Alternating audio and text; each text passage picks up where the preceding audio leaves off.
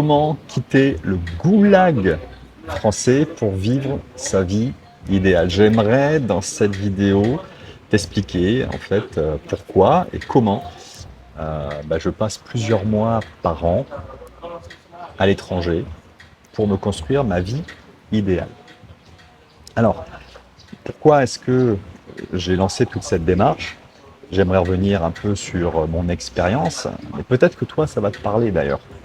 Euh, Ma dernière année salariée, c'est 2012, mon année complète. Et je m'étais amusé, entre guillemets, début 2013, à calculer toutes les taxes, les impôts, tout ce qui était parti d'une manière ou d'une autre à l'État. C'est-à-dire que j'avais pris mes fiches de salaire, j'avais regardé mon net, mais j'avais enlevé aussi la part patronale. Ensuite, dans mon net, j'avais regardé ce que j'avais payé comme impôt, ce que j'avais payé comme taxe, la TVA, ce que j'avais payé comme taxe pour le carburant, ça représente peut-être 80% de ta consommation. Bref, je m'étais amusé à passer quelques journées à faire ce calcul-là. Et j'avais été choqué. Il y avait à l'époque 62 ou 63% de l'argent que je gagnais, c'est vraiment de ce que je coûtais à l'époque à mon employeur qui était Eurocopter, qui s'appelle maintenant Airbus Hélicoptère. Il y avait 62 ou 63% de ce que je leur coûtais qui partait à l'État. Ça m'avait choqué. Je m'étais dit, ok, c'est définitivement un pays communiste. Je pense qu'il n'y a pas beaucoup de pays qui te perçoivent, qui te ponctionnent autant d'argent sur ta rémunération, ce que tu gagnes de ton travail. Ensuite, ce que j'avais remarqué, c'est que en tant que salarié chez Airbus, je vais peut-être te choquer, hein, moi c'est un ressenti. Blanc et hétéro, je voyais qu'autour de moi, c'était pas ces gens-là, et hommes, c'était pas ces gens-là, enfin surtout blancs et hommes, c'était pas ces gens-là en fait qui accéléraient le plus dans leur carrière. Je suis resté en contact avec quelques-uns de mes anciens collègues de travail, et maintenant il y a vraiment le côté hétéro, minorité sexuelle, c'est-à-dire que si tu es un homme blanc de plus de 50 ans hétéro, va falloir être sacrément compétent pour améliorer ta carrière. Donc, je suis un homme, je suis blanc, j'ai plus de 50 ans, à l'époque j'avais moins de 50 ans, et voilà, donc je me dis c'est pas la peine d'aller investir, de continuer à investir du temps et de l'énergie dans ce type de société. Ensuite, alors là tout le monde l'a vécu, début 2020, j'ai vécu, je crois que ça a duré 2 mois, hein, j'ai vécu ça comme un emprisonnement sans procès. C'est-à-dire qu'on m'a enfermé chez moi. Alors, je suis beaucoup plus chanceux par rapport à beaucoup d'autres personnes parce que j'étais dans une colocation où on était 5 et j'étais en nature, entre guillemets, j'étais à côté d'Aix, enfin, toujours dans Aix-en-Provence, mais dans la campagne aixoise, ce qui fait que je l'ai relativement bien vécu, sauf que j'ai vécu cette période-là comme un emprisonnement sans procès. Et ça, je l'ai vraiment très mal, je l'ai pas du tout accepté, ce qui m'a vraiment motivé à la sortie de ces 2 mois d'emprisonnement, et voilà, quelque chose d'urgent d'aller voir ailleurs parce que c'est pour moi pas acceptable. Tu peux être choqué par ce que je te dis, hein, tu as la zone commentaire pour me dire que tu n'es pas d'accord, et c'est aucun souci, hein, je ne suis pas là pour faire la leçon. Mais c'est comme ça que je l'ai vécu. D'ailleurs, dis-moi, toi, comment tu l'as vécu. Ensuite, quand je regarde un peu les perspectives de PIB par pays, la France, son avenir est dans le rétroviseur. C'est-à-dire que là, je tourne la vidéo à Bali, en Indonésie. Dans quelques années, l'Indonésie va passer devant la France au niveau classement mondial des pays par PIB. PIB global, pas PIB par habitant. Et ça veut dire que la France, quand je suis né, devait être la 4e ou la 5e puissance mondiale. On doit être aujourd'hui la 6e et on décroche. C'est-à-dire que l'avenir, il est derrière nous. Et on le ressent.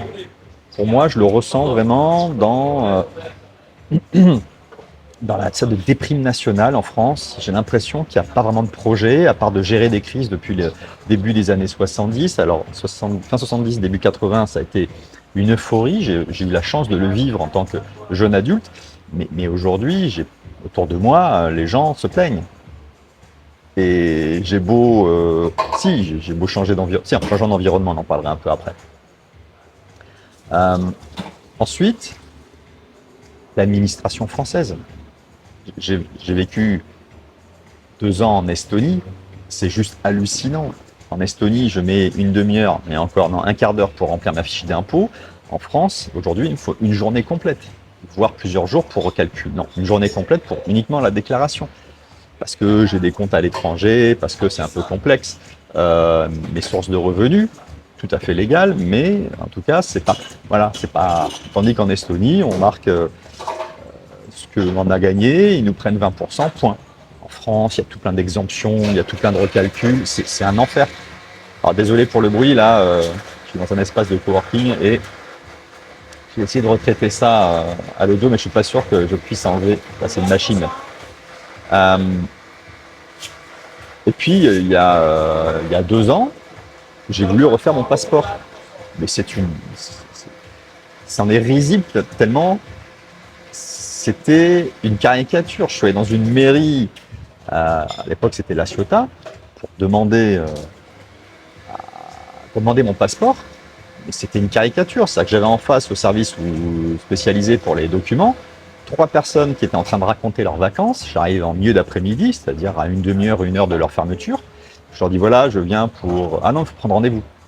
Bah, puisque je suis là, est-ce que vous pourriez juste m'aiguiller? Ah non, non, monsieur, vous allez sur Internet, vous prenez rendez-vous. Les gens branlaient que dalle.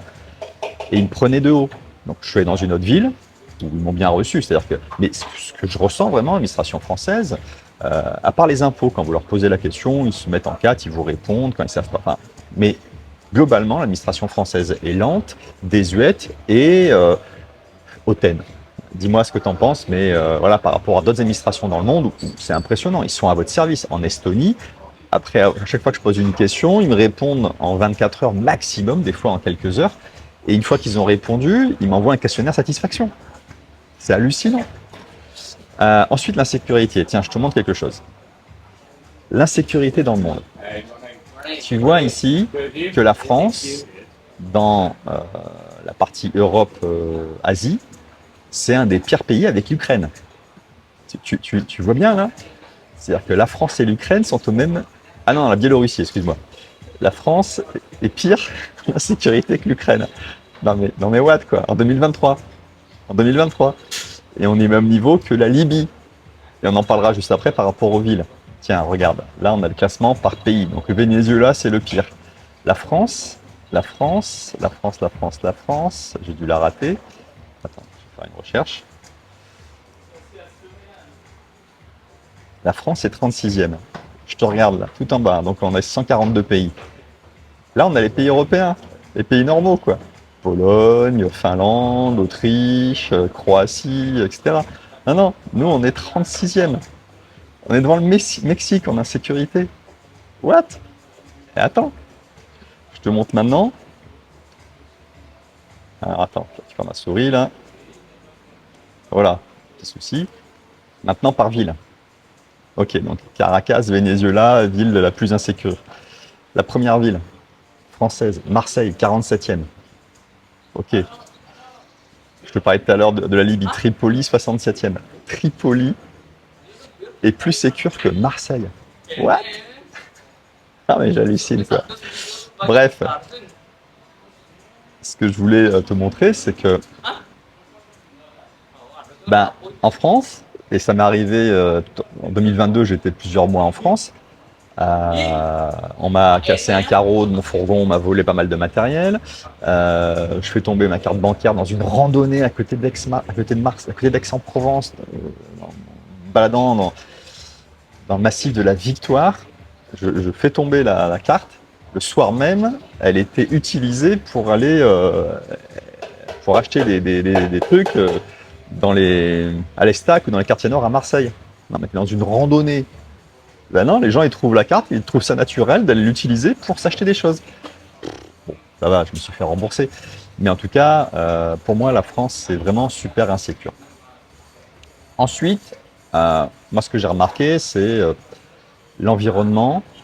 Quand j'étais en Estonie, enfin, déjà, quand tu es dans un pays à l'étranger, tu comprends pas la langue, tu regardes pas les news du pays, donc tu es moins impacté par le journal de 20 heures, la radio locale. Quand tu es en France, bon, moi je l'écoute, ça fait très longtemps que j'écoute pas la télé, que j'écoute plus la radio, mais du coup, les gens avec qui que je côtoie au quotidien en France, ils sont imprégnés de ces mauvaises nouvelles, tandis que quand tu es à l'étranger et que tu es expat, ou quand tu rencontres des locaux, les locaux sont en général beaucoup plus ouverts que les locaux qui restent entre locaux, et ce qui fait que tu as un mindset autour de toi qui est beaucoup plus positif. Je ne dis pas que la population est différente, en Estonie, en France, ou ici à Bali, mais en tout cas, les gens que je rencontre, du coup, m'amènent un environnement beaucoup plus positif, qui va beaucoup plus de l'avant.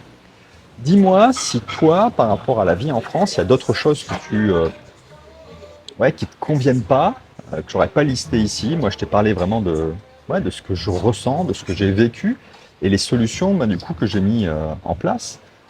Est-ce que tu peux faire éventuellement si du coup tu veux sortir du goulag français et vivre ta vie idéale? C'est-à-dire, tu définis le mode de vie que tu veux, tu définis le type de pays. Ce que je suis en train de faire depuis 2 ans, c'est de tester différents pays, d'y vivre plusieurs mois, d'y aller à différentes saisons. Tu vois, l'Estonie en été, l'Estonie en hiver, c'est pas la même soupe. Voilà. Bon, j'ai vécu les deux, je me suis dit, c'est pas la peine, quoi. L'été, ça va, t'as le soleil qui dure très longtemps, il fait doux, c'est ok, mais l'hiver, c'est pas pour moi. Peut-être en vacances, tu vois, une semaine ou deux, mais non. -15 quand tu sors de chez toi tous les jours, non, non, non, non, c'est pas possible. Euh, donc, ce que j'ai fait, c'est par exemple, pour pouvoir, du coup, j'en parle dans une autre vidéo, mais comment gérer finalement mon patrimoine, c'est que j'ai quasiment tout vendu en France. J'ai vendu appartements, j'ai vendu, alors j'avais acheté 3 garages, j'en ai déjà vendu un. Là, quand je vais revenir en France cet été, l'objectif, ça va être de vendre les derniers, il me reste 2 garages à vendre. Parce que finalement, ça m'amène une complexité au niveau de la déclaration d'impôt. Et puis, la rentabilité en France, elle n'est pas terrible. Donc, autant aller placer cet argent-là sur d'autres produits financiers ou de regarder ici à Bali, pourquoi pas, à investir. Donc, tout vendre, ou quasiment tout vendre en France pour pouvoir récupérer ton patrimoine et puis le piloter à distance. Je fais une vidéo là-dessus. Donc, pense à t'abonner si tu es sur Facebook ou sur YouTube. Ensuite, tout digitaliser son administrative. Alors, quand tu es en déplacement, j'avais fait une vidéo précédemment, j'avais parlé d'un service, mais c'est pas le seul, qui s'appelle courrierduvoyageur.com. Regarde là, dans YouTube la liste des vidéos, c'est la vidéo que j'ai fait la semaine dernière. Et donc du coup, ils reçoivent tous mes courriers, les quelques courriers qui sont papier, donc les impôts, les assurances, voilà, la carte bancaire, etc. C'est reçu par ce courrier, il me scanne, il m'envoie une notification, donc je peux voir le courrier, je peux le télécharger. Éventuellement, si j'ai vraiment besoin de le recevoir, par exemple une carte bancaire, je me le fais renvoyer à une adresse. Et puis, je peux même utiliser ce service pour envoyer un courrier physique, par exemple, à une administration qui voudrait un courrier physique. Alors que là, à Bali, si j'envoie un courrier physique de Bali, je suis sûr que ça va partir. Je ne suis pas sûr que ça arrive, quoique, mais je ne sais pas quand, quoi. Donc, de digitaliser, de tous les nouveaux documents que je reçois, voilà, j'ai mon administratif qui est digitalisé, qui est dans le cloud. Alors, moi, j'utilise Dropbox. On pourrait faire une vidéo là-dessus si ça t'intéresse. En tout cas, tout l'administratif est digitalisé. Je pilote mes investissements à distance parce que je ne vais pas investir dans du locatif courte durée en France si j'y suis quelques mois par an. Parce que les entrées et les sorties, ça a besoin d'être géré, ça a besoin éventuellement il faut un service de conciergerie qui te prend une partie de ta marge, ce qui est normal, mais à la fin, c'est pas plus rentable ou guère plus rentable qu'une location longue durée. Et puis si tu as une location longue durée, comment tu gères tes entrées et tes sorties? Pareil, ça va te prendre, des ressources financières, il faut que tu délègues ça à une agence.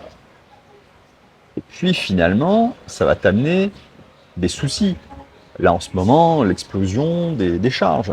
Donc, est-ce que tu as une charge électrique ou gaz, etc., qui est à toi, que tu dois répercuter à ton locataire en ce moment avec l'explosion qu'il y a eu ces derniers mois?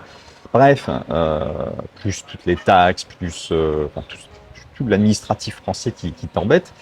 Donc, de pouvoir sortir ça. Si tu veux continuer dans l'immobilier, tu as des solutions type crowdfunding immobilier. je n'ai pas encore fait, mais peut-être que ça t'intéresse, je ferai une vidéo sur, par exemple, un service tu investis dans du locatif aux États-Unis. C'est super simple à investir. Tu récupères tes loyers chaque semaine. Tu n'as rien à gérer. Tu n'as rien à gérer. En plus, la rentabilité est 2 fois plus intéressante que celle d'en France. Tu es autour de 10% par an, brut. Après, tu payes tes impôts comme en France. Bref, en tout cas, c'est de pouvoir structurer son patrimoine, structurer ses investissements pour que finalement, je puisse passer quelques mois ici à Bali, quelques mois au Portugal où j'étais avant, quelques mois en Estonie, demain, je ne sais pas où je serai, le temps de trouver le pays où je vais pouvoir déployer ma vie idéale.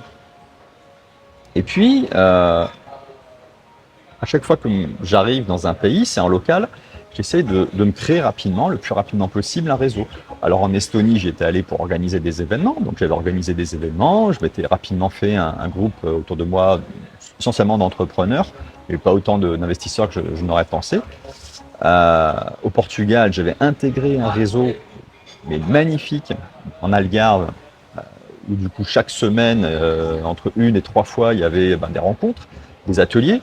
Et ce qui fait que rapidement, je me fais un réseau comme ça de personnes qui sont entrepreneurs, qui sont investisseurs. Au Portugal, j'ai rencontré aussi des investisseurs. Voilà, ça te permet en fait de ne pas te sentir seul. Moi, personnellement, il faut entre 1 mois et 2 mois pour... en Estonie, ça avait été assez rapide parce que j'avais organisé les événements. Au Portugal, il m'avait peut-être fallu 2 mois parce que j'avais bougé avant de trouver la gosse où je m'étais installé. À la gosse, il m'avait peut-être fallu 2-3 semaines. Et puis ici à Bali, c'est un peu plus long. Ça fait la 5e semaine où je suis ici. Mais j'ai trop bougé. Je suis resté, on va dire, en moyenne 1 semaine et demie par lieu. Mais là, je choisis l'espace de coworking où il y a le plus d'événements. Tu vois. Donc ça, c'est une solution idéale. Déjà pour travailler dans un lieu où tu as un Wi-Fi performant, où tu as un cadre inspirant, où tu peux rencontrer des gens avec qui discuter et qui ont les mêmes problématiques que toi. Et une fois que j'ai testé ces différents pays, donc moi ce que j'ai fait en 2 ans, c'est Estonie, Portugal, Indonésie. Là, je compte encore faire 1 ou 2 pays d'ici la fin de l'année. Et puis c'est à la fin, c'est de me faire ma liste des critères de sélection. Là, j'ai fait des critères de choix, de me disant, tiens, les pays que je veux visiter. Mais ce que je sais que je vais faire à la fin de cette année, ça va être de me dire, ok, maintenant, c'est quoi les critères de choix pour décider celui où je veux m'installer pour plusieurs années. Et ces critères, pour moi, personnellement, je les fais une fois que je passe à l'action. Je passe à l'action, tu vois, je suis allé en Estonie, je me suis rendu compte que ce n'était pas le type de pays idéal pour moi par rapport au climat, par rapport à l'accueil froid de la population. Mais ça m'a permis après d'affiner, d'affûter un peu mes sélections de choix de pays potentiels. Alors c'est vrai que dans mon cas, je suis célibataire, je peux facilement, j'ai juste à discuter avec moi-même du pays où je veux aller. Si toi tu es en famille ou en couple, il y aura peut-être des contraintes supplémentaires. C'est une situation différente. Donc voilà un peu ce que je pouvais te partager par rapport à comment quitter ce goulag français qui est dépressif, dont l'avenir est dans le rétroviseur, qui est archaïque, qui est le plus beau pays du monde. Franchement, hein, je ne crache pas sur la France, c'est un pays extraordinaire, c'est un pays très intéressant quand tu veux démarrer un business. Le statut d'auto-entrepreneur est super intéressant. Voilà, donc je dis pas qu'il n'y a pas que du négatif. Hein. Mais si à un moment, je t'ai listé les solutions que moi j'ai mis en place, et la problématique après, c'est comment est-ce que tu peux échanger, comment tu peux trouver les informations qu'il te faut. Et honnêtement, moi, les problématiques que j'avais rencontrées, le premier réflexe que j'avais eu, c'était d'aller dans des forums d'expatriés. Non mais les forums d'expatriés, c'est une blague. Tu as l'impression que on appelle ça, c'est la liste de tous les frustrés qui ont raté leur expatriation. J'exagère. Il y a quand même des choses intéressantes, il y a des gens intéressants, mais si tu vas là-dedans, tu as beaucoup de gens, quand tu vas leur dire « Ah tiens, je pense à m'installer là-bas », les gens qui vont te répondre, c'est les gens qui ont raté et qui vont te dégoûter d'aller dans tel pays. Voilà, donc, si tu veux un moment problématique, c'est si tu veux bouger, il faut que tu te connectes à des gens positifs. Alors, Des fois, ils sont plus positifs que la réalité, mais c'est peut-être ça qui va te faire bouger, c'est peut-être ça qui va te faire mettre en mouvement. Donc la problématique, c'est ça, c'est de bien aller sélectionner les sources d'informations, les forums, les gens avec qui tu discutes, pour être sûr qu'ils t'amènent du positif, ils t'encouragent. Donc ouais, le forum d'expatriés, moi je te le déconseille. Ce que je te conseille, c'est trouver comme ça des groupes d'entrepreneurs, des groupes qui sont vraiment sur place et qui peuvent te pousser, tu vois, t'encourager. Et entre autres, moi j'ai une tribu, une communauté sur un groupe Telegram, un groupe privé qui s'appelle la tribu des corsaires. Tu as le lien dans la description. Et tu as un sous-groupe ou un sous-canal de discussion sur l'expatriation. Il y en a d'autres sur le forex, investissement forex, il y en a d'autres, il y a plein de sujets comme ça. Et on est de plus en plus nombreux. Donc rejoins-nous et viens nous partager là où tu voudrais aller, là où tu en es, ce que tu as découvert. Viens encourager les autres comme toi qui éventuellement ont envie de bouger. Encouragez-vous parce que finalement c'est un projet magnifique. Honnêtement, je suis venu ici à Bali en 2016, je suis là début 2013, le pays a complètement changé. Le pays va de l'avant. Dans quelques années, il va passer devant la France en PIB. Les gens sont souriants, accueillants. La vie est vraiment pas chère. C'est-à-dire que moi, mon objectif, c'est pour le même budget mensuel que j'ai en France, c'est de me faire une vie de rêve ici à Bali. Et c'est vrai qu'ici, je vis dans un mode hôtelier, c'est-à-dire que je fais pas le ménage, je fais pas mon lit, je m'occupe de rien. Tous les jours, je vais au restaurant. Tous les jours. Tous les repas. J'ai pas encore préparé un seul repas. Et tu sais quoi? J'ai un budget mensuel moins important que si je m'achète de la nourriture en France. Alors, il faut comparer. En France, j'achetais la nourriture dans une coopérative ou dans des magasins bio. Donc, on sait que c'est plus cher qu'en supermarché. Voilà. Mais c'est le même budget que si j'allais en supermarché en France. À part qu'en France, après avoir acheté les ingrédients, il faut que je prépare mes repas. Et puis de temps en temps, je me fais un restaurant. Donc mon budget restaurant-alimentation, en France, il est peut-être 2 fois plus important que mon budget full restaurant ici à Bali. Tu as aimé cette vidéo? Alors tu vas adorer la prochaine. Dans la prochaine vidéo, on va parler paquebot et offshore. Mais attention, on va parler argent. On va parler de stratégie paquebot et de stratégie offshore. Pour être sûr que tu es OK d'aller t'amuser pour quelques heures, de prendre un offshore, d'aller faire l'imbécile et d'avoir des super rentabilités sur le forex, sur les cryptos. Et tu reviens avec plein de souvenirs, tu reviens avec des bons gains que tu ramènes dans ta stratégie paquebot qui, elle, va pouvoir affronter les tempêtes et puis qui est prête à naviguer pendant des années et des décennies. Juste pas passer de temps en temps au port pour remettre du fuel dans le paquebot et puis tu continues ton voyage. Ça t'intéresse? Stratégie paquebot, stratégie offshore? Écoute, clique ici et on se retrouve dans la prochaine vidéo.